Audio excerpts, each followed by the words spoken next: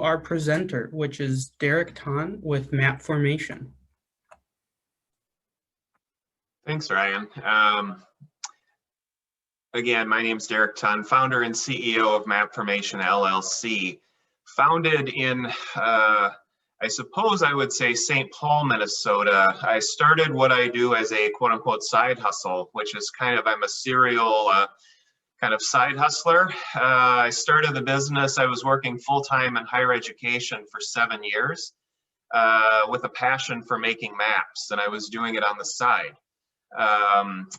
One kind of freelance gig became 2, became 4, became 6, became 10, to the point where after 7 years, I had about 40 hours a week of quote unquote side hustle work. And I always love to tease and tell the story that my wife put her foot down. She said, "You cannot have 2 full-time jobs. Pick one, I don't care which one, but you cannot do 2 full-time jobs." So a lot of soul searching and deep thought over a few months. I ended up resigning from my last job in higher education, going into mapping full-time, hoping and praying I could keep myself busy full-time to produce the income I needed to produce to support our family. And now about 20 years later, we've grown to the point where we have about 10 illustrators working with us on our team with about 700 clients, primarily in North America. But about 25% of our revenues come from the Middle East, believe it or not, primarily Dubai, Abu Dhabi, and Saudi Arabia is where we do a lot of work over in the Middle East. As far as challenges go related to our business, I might kind of cite 2 things.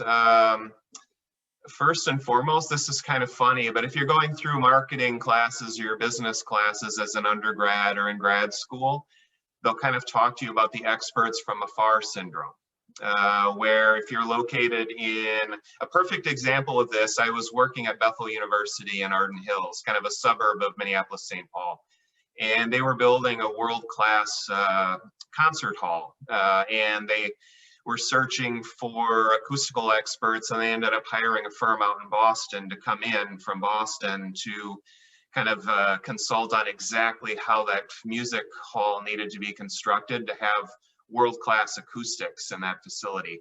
At the same time, there was a facility in Boston who was looking for world-class expertise on acoustics for building a concert hall in Boston.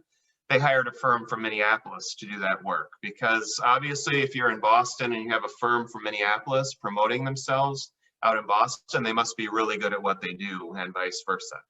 So with Mapformation, kind of building my business model on that, most of our clientele, I think 93% of our clients come from outside of Minnesota.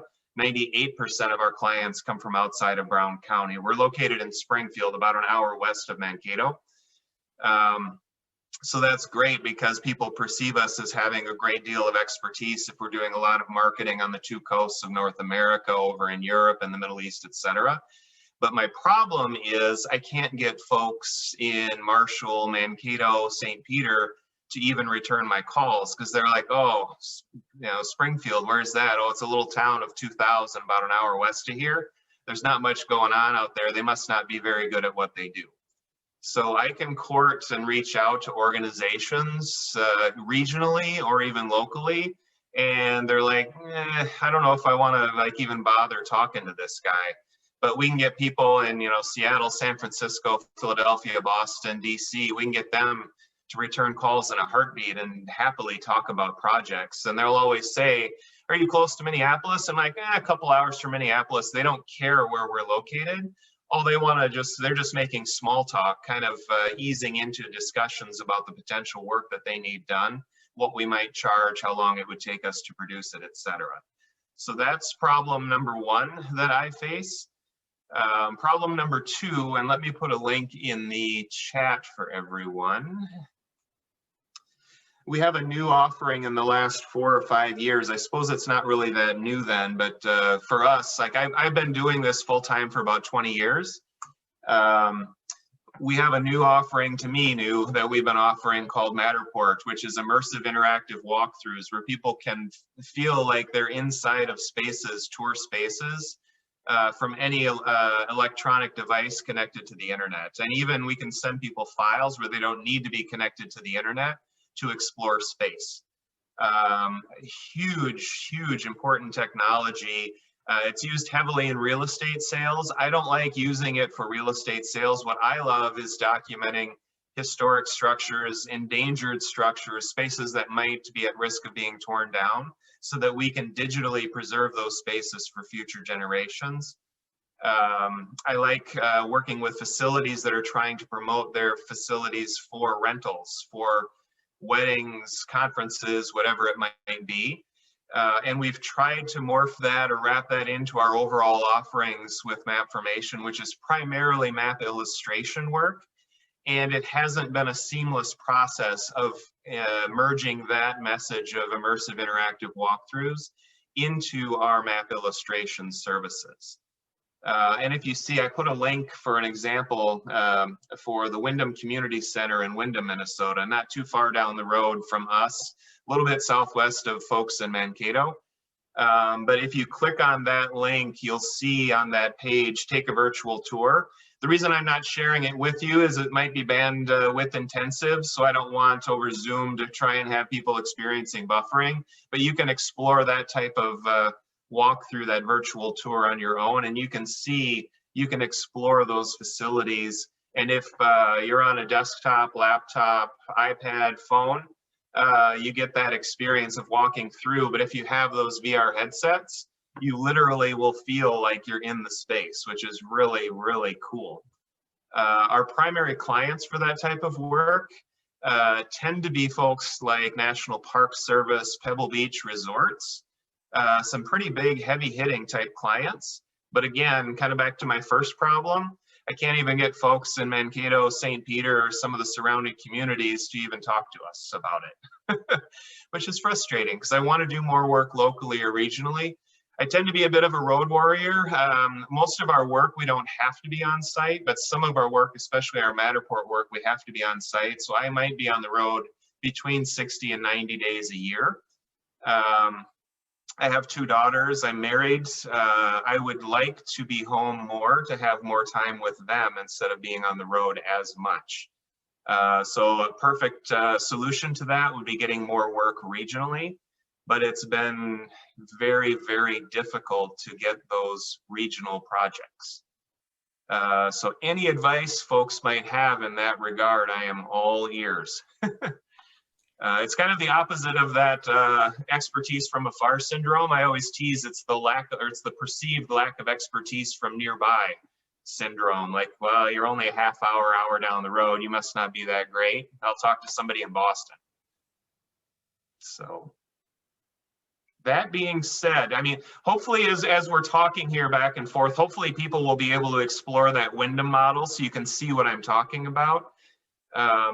We've wanted to really do more work with area hotels, area meeting event centers, historic sites in particular, so we can preserve and allow people to explore those historic sites from anywhere in the world.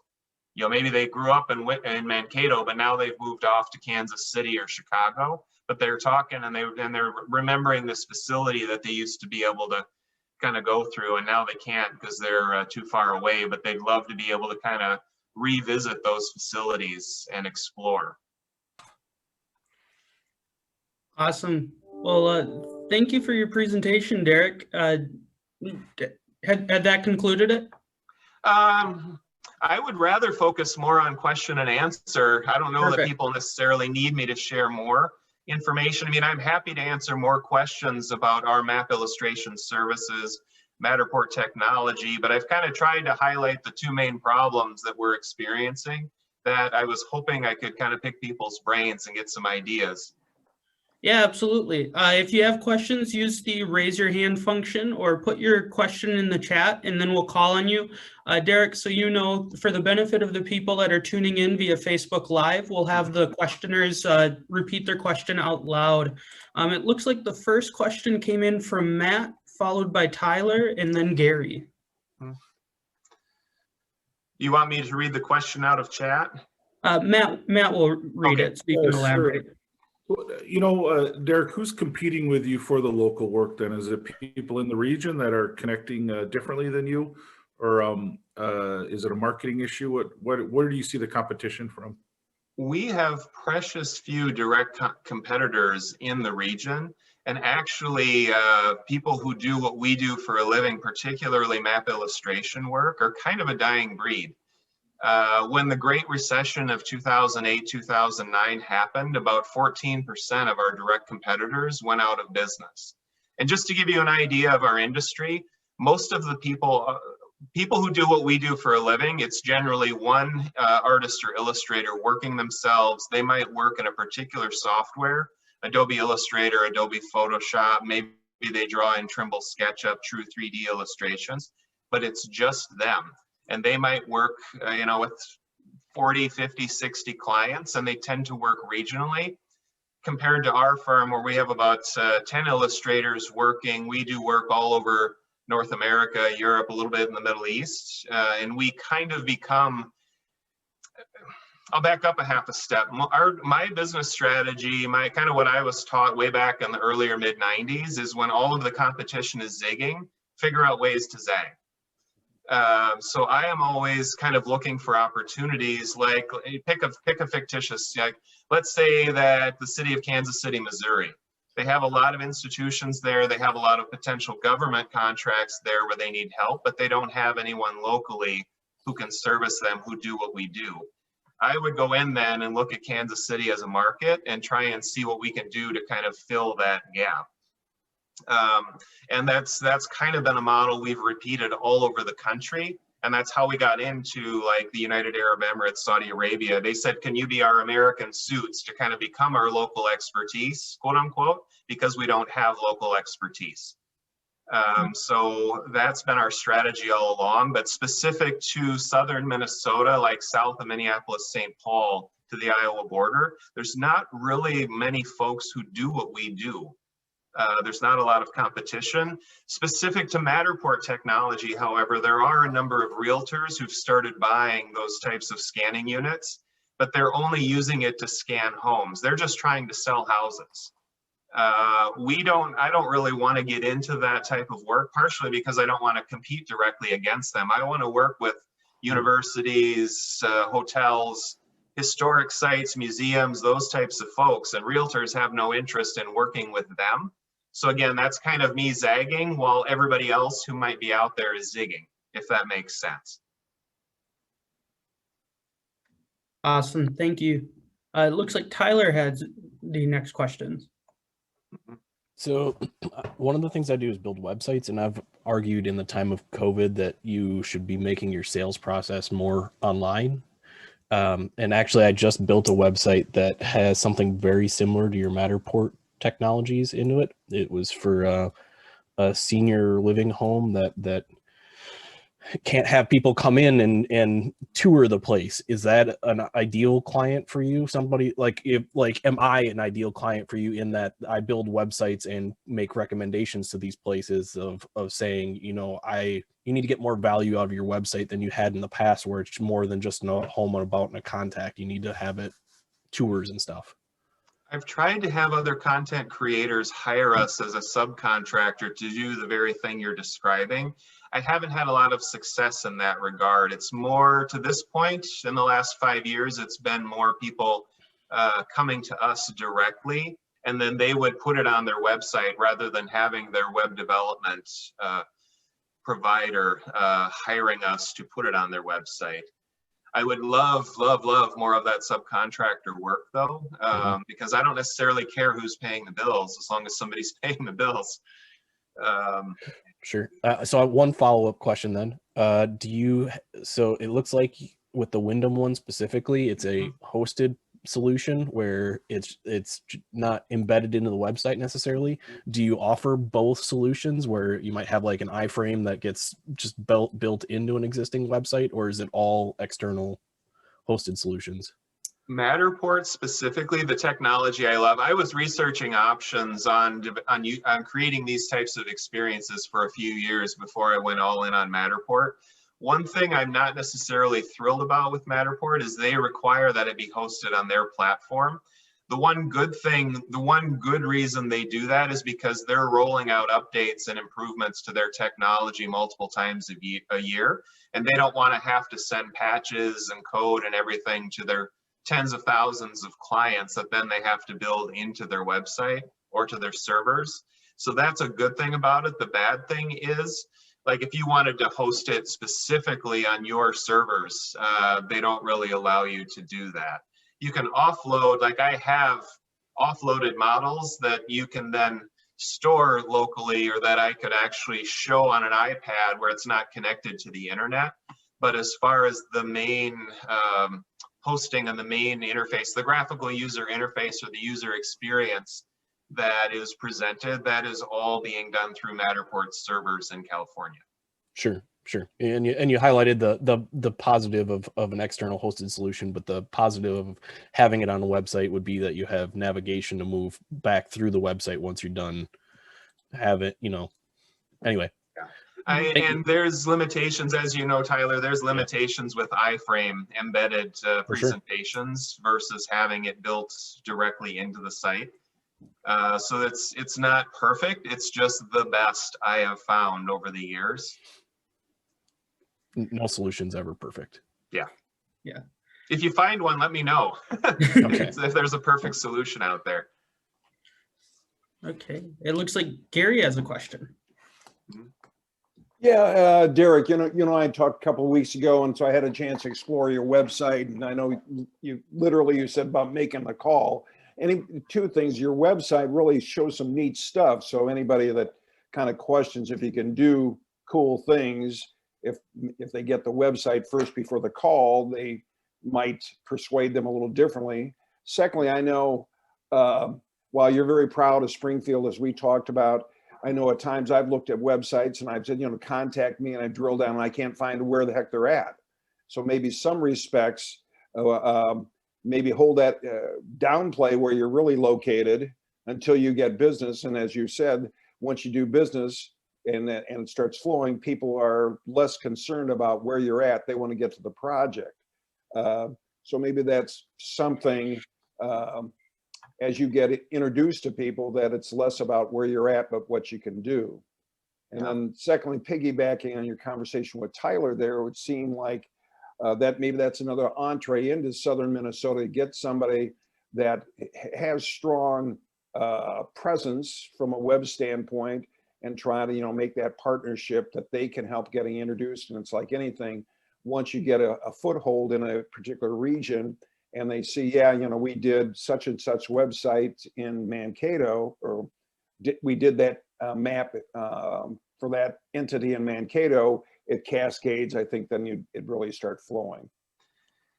It is interesting, and I apologize if this comes off as me being a little like a sore spot with me, but like, National Park Service will call us and they say, can you help us preserve these parks virtually in Alaska and California and South Dakota and all over the country? And then I'll approach like the Minnesota Historical Society in St. Paul, and they're like, oh, where are you located?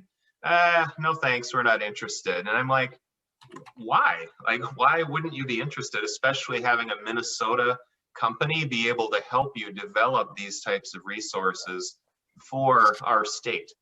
It makes no sense to me, but maybe I'm just not effectively presenting it the way I need to present it to those folks. Well, the other thing about presenting them, and that's very disappointing, and the mindset that people that somehow feel when they go to the person with the purse string says, yeah, we just hired this person, from Springfield. They say, what, what about the place in Boston? Okay. Yeah. Is maybe, I can't, I know you had some testimonials there, statements on your website, and some of those instances, maybe in some way, depending on what the genre is, like the parks, very quickly have them introduced to that contact in Alaska that you did the park, and name dropping sometimes it's not good to name drop, but and maybe in this case, be more forward about dropping some names and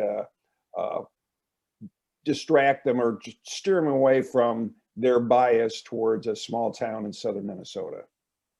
maybe a follow-up to your comment, Gary. One problem we had historically as well is people would see, they'd look at our maps on our website, or they would see kind of our clientele that we work with, and without ever talking to them about money, they're like, oh, I don't even want to talk, we couldn't afford you. I'm like, how do you know you couldn't afford us? Like our illustrators, like I'm speaking to you from our worldwide headquarters, which is 150 square feet on the 3rd floor of our home. And it's not because of COVID. Like, I've been working from home for 20 years. All of our illustrators work from home-based studios. We do that specifically because that affords us an opportunity to charge less to clients while still making the same net on our work. So we can work, it makes us accessible to more clients, not being as expensive, not having to charge them that brick and mortar expense. But they still have the perception of, oh, we could never afford you. But then locally or regionally, it's kind of, you know, it's kind of maybe on steroids or caffeine. They're like, oh, you know, they see that and like, oh, we really couldn't afford you because cost of living out here isn't nearly what it is in some of those metropolitan areas on the coast. So if you're doing all your work in like San Francisco and DC and all these other places, well, then for sure we could never afford you. I'm like, how do you know? Like, talk to us. Yeah. It looks like Matt had a question for you. Oh, sure. Yeah. I looked at your LinkedIn, and from my standpoint, is you know, when I'm making business decisions, I'm looking more and more to LinkedIn as opposed to other social media platforms. Yep. It didn't have a lot of content, I guess, and maybe haven't utilized it a lot yet. Have you thought about utilizing that for regional pitching as well as just in general to give the experience? And then the second question I had was followed up on Lindsay's point, pitching services or somebody coming to you versus a value proposition pitch. So 2 things. I hear you loud and clear on LinkedIn. I did some initial marketing years ago trying to promote our services as a company. Never really got anywhere generating, I don't want to even say sales, but like strong prospective leads from it. So I always kind of viewed LinkedIn as more selling me rather than selling our company's services. And I know that's probably a mistake, and I know I probably need to shore up that aspect of my content on that platform. So Just to quick add to Matt on some LinkedIn things, I've found that oftentimes, you know, you don't even need to use paid LinkedIn advertising because it has such an unusual format for organic reach compared to other websites, because every time someone likes your post, they share it, right? It is in essence shared. So you get one person to like it, then their friends see it. So, you know, the biggest strategy I've seen isn't so much your page, it's having something you post on a regular basis that's informative and adds value. It doesn't even need to be about your company. It could be about the national parks because you do business with them, and then you get some people liking it. And that's, you know, that's how I've had success using LinkedIn. the other comment, oh, sorry, go ahead, Matt. I was just going to say, pardon me, sorry. Exactly that, Ryan. That's a great point. It should really be about, it can be on things that, you know, the passion you're talking about for, you know, making sure things are, you know, logged, you know, that you preserving things. I mean, there's ways that it's becoming more of a tool of not just a straight pitch. It's showing what's behind your company and who you are. Yeah. One thing I wanted to comment too, as far as marketing and getting in front of people, having more eyes, seeing our work and what we do. One of the problems that we had with the previous website iteration is, and I'm trying to think of the best way of describing this, but pretty much most decent sized towns across the country, there's at least one person, I guarantee, who has their $1 million idea of, I'm going to hire someone to create a map, I'm going to pay a minimum wage, and then I'm going to sell ads to ring that map or maybe on the back of that map, and I'm going to make tens of thousands of dollars. And I'm like, whoa, whoa, whoa, whoa. It takes a lot of time and effort to create really beautiful map illustrations. So a lot of people, what they might be envisioning a map might cost, even though we're very affordable, I think a lot of people, if they think they're going to pay, the equivalent of $8, $10, $12 an hour to get a beautiful map illustration, they are very mistaken in that assumption. And what was happening with our previous website iteration is I was getting bombarded with multiple people a week approaching me saying, hey, could you draw a map of Acme, Ohio, just a fictitious town? And then I have to spend hours talking to them to basically get to the point where they're not within 10% of what they would have to pay us to do the project. And then I've just wasted 2 hours that I could have been spending doing more productive tasks for our team and trying to generate more sales. So one of the things with our website, and one of the things I always try and be careful of, is not to have too many people coming to us with leads, if that makes sense. Like with our current website, and Tyler might think this is crazy as far as kind of what normally people talk about with kind of goals of a website. I told our website developer that I wanted to create something that shows the beauty of our work, but actually has less traffic coming to our site, because specifically I wanted to have less traffic of those types of leads that are kind of what I would deem maybe garbage leads, where it's never going to lead to a sale, or it's never going to be profitable enough for us to want to pursue. So when we launched our new website iteration, our traffic on our website dropped 14%, and everybody's like, you're crazy, what are you doing? But when our traffic dropped 14%, our sales revenue increased 15% at the same time. So we made more money having to spend less hours on sales. So for me, I deemed that successful. Now, are there major problems or shortcomings with our current website? Yes. Number one on my list is Matterport is not well integrated into our site. We need to have that more front and center, those immersive interactive walkthroughs, because that is white hot. People are very interested in that product.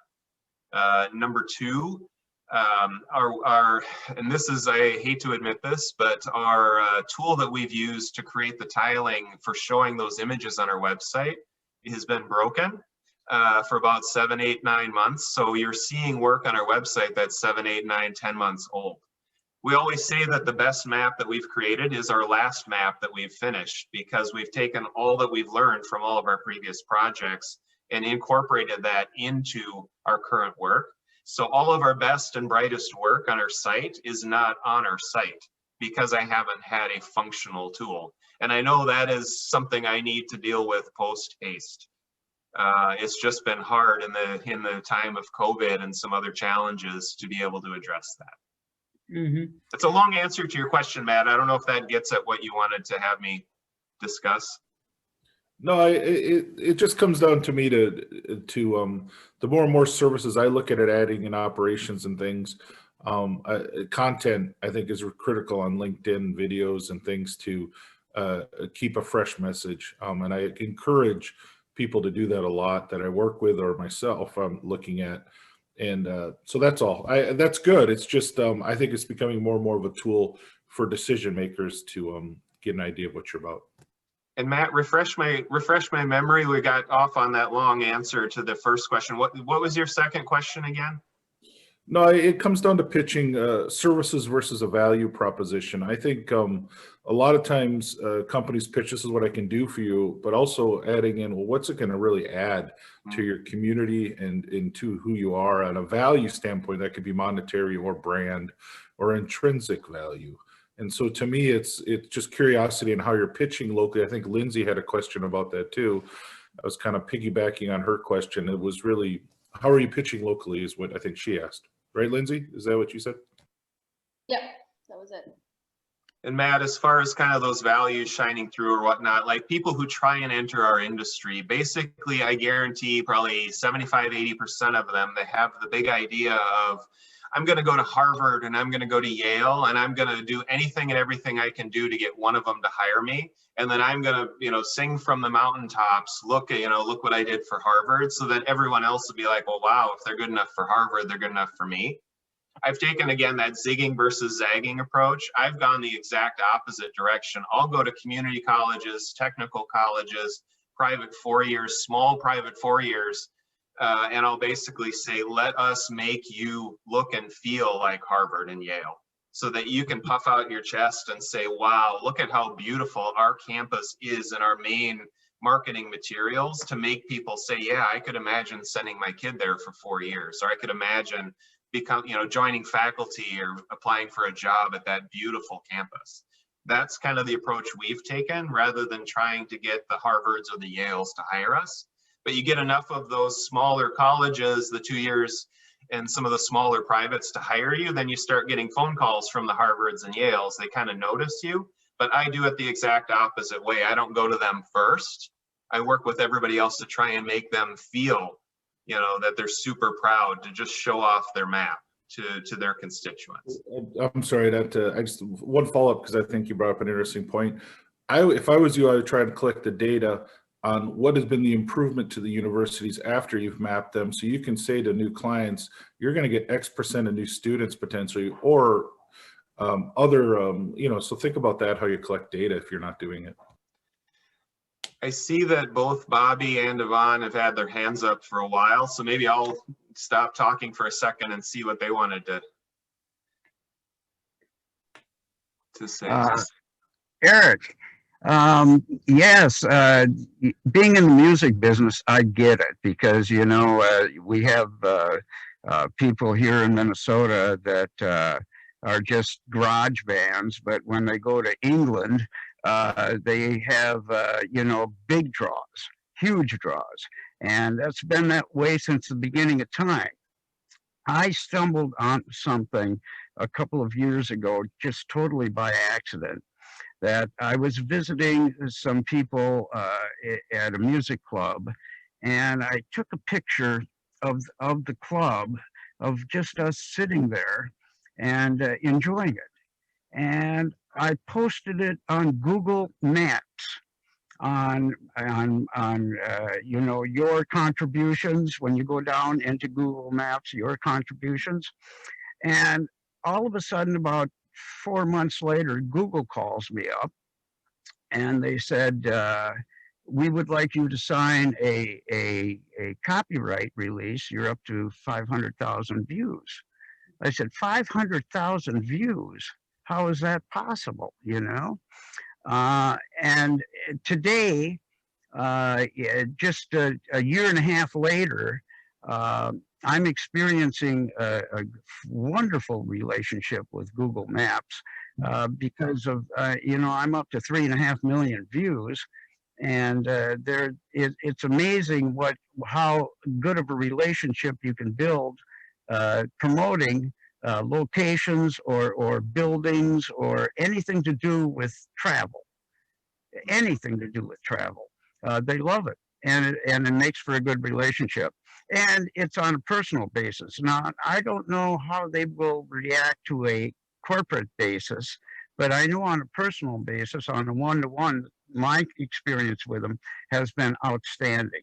So all I'm saying is, as for a media outlet, I found that as my prize right now. Mm-hmm. Oh, thank you for that. Awesome. That's really good to know. So Derek, I sent you a note about some possible contacts. I'll send you contact information on those. The website really needs to get reworked, as you recognized. One of the most important things too is that it is not at all mobile responsive. So with, so many folks, we're looking at across the websites for my company, we look at 60 to 65% of traffic is coming in on mobile devices. And that isn't going to work, for your site at all. And then just the emphasis, as you look at the site, the very first links, the very first things that you see aren't emphasizing the stuff that you want to emphasize. So I'd rework it so that you're emphasizing the first things people do at the top left of the page. First things should be focused on the stuff that you really want them to to focus on. Like you said, there are certain types of work that you're not that interested in. Well, put that lower down on the page or don't feature it on your site. And I wouldn't even talk about where you're from. I didn't find too much on your webpage, but your LinkedIn page, half the page is about where you're at. You know, it's Springfield map and it's Springfield at the top. So, you know, like Matt was saying, focusing that a little bit more on your services and what you're doing, and, you know, filling out that LinkedIn presence, and then maybe downplaying the location, you know, might help. Or just lie, get a PO box in Chicago. My challenge, I mean, obviously I do, you know, sales and marketing is a big part of my job, but I also manage 10 artists, 10 illustrators. And I always tease about herding cats, because with the illustrators, their number one priority, you know, number 1, 2, 3 priority is probably promoting themselves. That's kind of legacy building, especially as you get illustrators when they get into their 50s, 60s, they're leaving a legacy. So they want to have the site showcase them. So I'm walking kind of that fine line between selling future work and kind of helping to show a bit of that legacy, or to showcase what they've done in the past, you know. And I always tease, we have 10 superstars in our company, and I have to keep the superstars happy, because if they aren't happy, they could just say, well, forget Derek, I'm going to go work somewhere else. And if I don't have the superstars, I don't have, I can do what I do. I could promote the Matterport work, and I'm a good vector illustrator for mapping. But some of the Photoshop work, some of the Trimble SketchUp work, some of the other types of things you see on our website, that goes away if I don't have those quote unquote superstars to help me. 100% agree. Your website could do that 100 times better though than what it's doing right now. I agree. You know, if you make those bigger and really make make them responsive and stuff, so that they're filling the screen, you know, you're featuring them even more. Yep. We do have extra time, as Derek's our only presenter today, but once we get through the questions that are currently in chat, we'll need to wrap up the questioning here. So we'll get through these last ones. Derek, if you want to drop your contact information, if people come up with new questions as we're getting through the end of these, if they want to be able to send those directly to you, or connections or anything like that. The next one that I actually had was, you mentioned wanting to preserve some of these historical sites. In Minnesota has the legacy funds, which includes funds for, you know, historic and cultural sites. Have you explored with anybody using those funds to pay for some of the work that you're doing, Matterport work? I have not explored using legacy funds. I thought the right place to go would be talking to the Minnesota Historical Society in that regard. I basically received crickets as a response, and I didn't know if it's because they weren't interested, because they maybe had somebody else they were thinking could help them with that. I had no idea, but as the years pass, I see nothing really developed. So the only feedback I've ever received in any regard, and I won't name any names, but people said that if people had these types of experiences online, there would be no need to visit in person. And I find that to be a little disheartening, because my experience, especially working with the National Park Service, is if people can experience these things online and kind of wet their taste buds, they're more apt to want to visit in person. And the National Park Service, when they're doing some studies of traffic and doing surveys and whatnot, that rings true. Like they're saying, yeah, I saw this online, and then I packed up the kids and we, you know, spent a weekend out here so we could come and visit this and see these things in person. So, but up in St. Paul, kind of the attitude was, if they can tour online, then they won't come in person. And I don't know how to break through that kind of misconception. But and that's kind of answering around your legacy funds question. I apologize for that. It's just like I said, I thought legacy funds, it would make more sense to go through the Minnesota Historical Society for potentially tapping into those funds versus kind of going around them with individual communities, counties, individual park sites, whatever they might be. You know, Leah noted this below as you were saying that, going to the communities, and I know you mentioned going around those. I often found, you know, when I was doing sales, that you go through the proper channel until it doesn't work, you know, and at that point, there's no harm in going around them if they're not interested. But The next questions that came in, it looked like Matt again. Matt, did you have additional questions you wanted to bring in here? No, I mean, I can always throw in 10 more questions just for fun, but I won't. But my question would be the agriculture industry. Derek, I'm heavily involved in that in a number of different ways, from having my own business in the past and things like that. Have you thought of reaching out to ag industry for certain things that could utilize your technologies? Thought about it, absolutely. Most of ag that I have talked to are folks in ag that are dealing with mapping. It tends to be more GIS, GPS related, whereas what we do tends to be a little more maps as art. I would look at blockchain, Derek, blockchain technology and what's going on in the food industry, that they want to see where food's coming from and raw materials. So I would suggest looking at angles that show where things are coming from in ag. And it may be a different approach, like a General Mills, people like that are looking at that. So corporate Minnesota down to their farm would be a suggestion. Okay, thank you for that. Tyler, did you want to bring up some of your comments that you had? Oh, looks like Tyler is good. Yvonne, and then Lindsay had a couple more comments. Okay.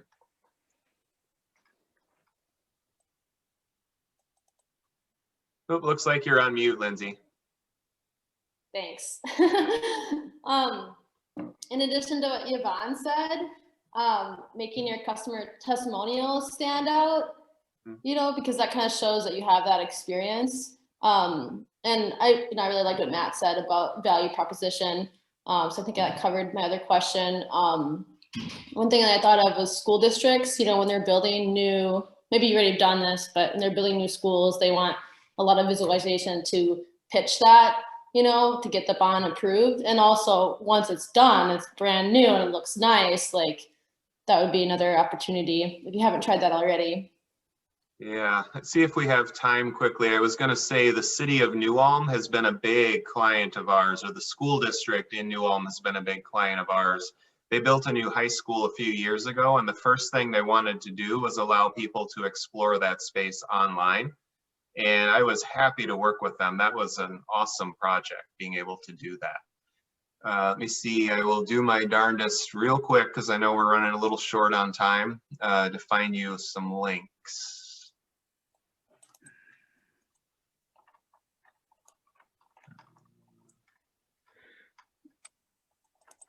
Okay, link is posted. There's actually, their high school is so large, I broke it into 2 models, but that link I just put in chat will get you to kind of what most people would probably ooh and ah over, like their huge common area, they're kind of the foyer area outside of their auditorium, and kind of the cafeteria area. We've done work with a few different school districts in that regard. And I love that work.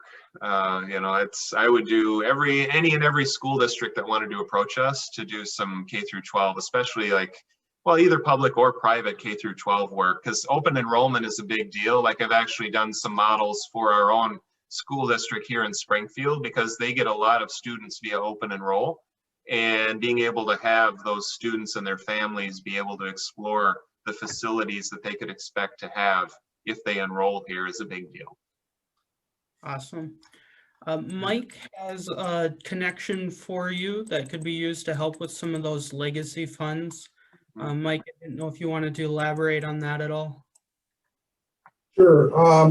You stated that earlier that you work with the State Historical Society, which is a state agency. In Minnesota, there's the Minnesota Preservation Alliance, which is a nonprofit, and I found that they're a little bit more action-oriented. So I included their phone number there, and you might want to give them a call. Also, Mankato's a part of this, but one of the programs which the Preservation Alliance sponsors is Main Street, Minnesota. And that might be a good contact as well. The other thing I would recommend is if you can do this in other states, as you stated earlier, the National Main Street Center is based out of Chicago, so they're Midwest. And just go to mainstreet.org and you can find information there on that as well. I'm going to put one other link in chat. Like a dream client of mine would be the National Trust for Historic Preservation. And every year they come out with a list of usually 10, sometimes more, of the most endangered spaces in the United States. And I would love nothing more than to be able to go to those places, scan them, so that if they are unfortunately lost to natural disaster, to demolition, whatever it might be, that we would have them for future generations. And I've reached out to them probably 4 times and I received nothing in return. And I don't know if it's just because of message, if it's because they like snoop around and they're like, they don't know what they're talking about, or they're not good enough, whatever they might, kind of the perception they might have. But, you know, we've done a lot of work for a lot of folks in that regard. That's relatable work. And I just cannot get anywhere with them. I'm familiar with the National Trust for Historic Preservation. They do list their RFPs online. Have you looked through those at all? Yes, I have. And like I say, I've taken some steps to see if we can get hired in that regard, and not really gotten anywhere. Okay. Like I don't even really get to the point of talking with a person. Like in 28 years of doing maps professionally, I have never sent a dear sir, madam, like a blast email or mail or anything. It's always dear Mike, dear Sarah, dear Tyler. And I make sure that I know a little bit about where you work, what your need might be, so that I'm referencing specific needs and specific projects. It's not just dear sir, dear sir / madam, give me your money. I never have, and I never will do any marketing like that, because I hate being on the receiving end of those types of marketing pieces. And I certainly don't want to be the one sending them. So I would reach out to specific individuals at the Trust for Historic Preservation and talk to them about specific ideas for specific jobs. I just can't get anywhere, or haven't gotten anywhere. I have some contacts with the National Trust. I'd be willing, I'll put my email address in there. That would be tremendous. And I can introduce you to some folks as well. Looks like Gary had his hand up too. I don't know, Ryan, are we running out of time though? Yeah, I was going to have Gary, if you want to ask your question and then follow that up with the final 1 million cups question. Okay. Sure. Just one other possible area. To me, there's a lot stronger interest in genealogy. Have you ever mapped any significant cemetery? And I think that might be an avenue. Even if, New Orleans has some really interesting cemeteries, or, the Hollywood cemetery where the celebrities, there'd even be that aspect. So just to throw that out there, you can think about that. Have you done any of those, Derek? Cemetery, Derek? We've done a handful of cemeteries or mausoleums, not many, but a few. Okay. So the last question, and we've really been on point this whole time, but to again summarize what the community can do for you, it seems like we've answered that a lot of different ways, but perhaps you have some other final point there, what we can do for you as a follow-up to help your company. That's a tough one. I mean, we've talked a little bit about kind of my main 2 areas of need. I know our website needs updating. That's a big to-do on my list as a given. I guess just, for me, sales is relationships and sales is connections. And for people, like, if you happen to know someone who knows someone or who might be in need of these types of services, just an introduction. I'm not asking anyone to do any sales on my behalf. I can take care of all the sales, but just sometimes getting that introduction and that foot in the door is really, really helpful. And I try and do that for as many people as I can too, or if I know people in certain lines of work, I try and introduce people to those people if I know they do a good